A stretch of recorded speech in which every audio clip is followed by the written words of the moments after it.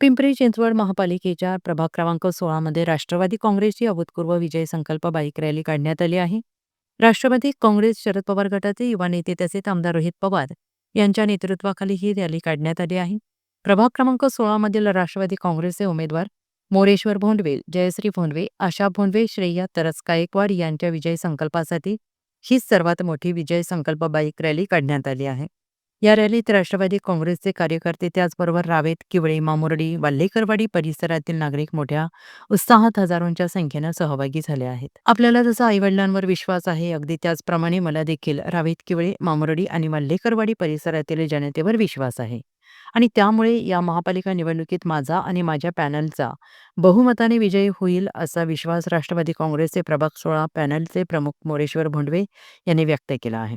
त्याचबरोबर पिंपरी चिंचवड महापालिकेत राष्ट्रवादी काँग्रेसची सत्ता येणार असून महापौर हा आमच्या प्रभागातीलच होईल असा दावा देखील मोरेश्वर भोंडवे यांनी केला आहे. माननीय शरद पवार आणि अजितदादा यांच्या माध्यमातून आम्ही सगळं हे आणि मला बऱ्याचशा लोकांनी बी दुसऱ्या पक्षाच्या लोकांनी सगळ्यांनी गुपित पाठिंबा दिलेलं आहे. माननीय असं नाव घेता येत नाही, पण माननीय आपले नेते माझे अजूनभाई पानसरे ते तर कुणाला सपोर्टच करत नाही, पण मला त्यांनी लेटरच रात्री लिहून दिलं की बाबा तुझ्या वैयक्तिक माझं तुझं संबंध असल्यामुळे माझा सगळ्यांचा पाठिंबा, माझ्या सगळ्या समाजाचा पाठिंबा तुला असं त्यांनी जाहीर केलंय.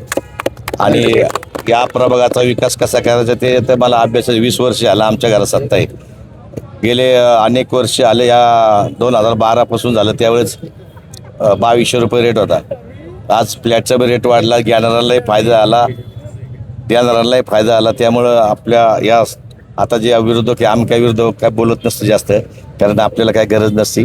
शेवटी ते बी 16-17 तारखेला ते बी माझ्याकडे येतात, 17 तारखेला येतात. त्यामुळं आपले असंच प्रेम राहील सगळ्यांच्यावर आणि तसा आईवडिलांवर विश्वास ठेवतो ना, तसं मतदारावर विश्वास ठेवतो. खरं तर मला मोरेश्वर भाऊंचा फोन आला होता की आम्ही एक छोटी रॅली काढलेली आहे.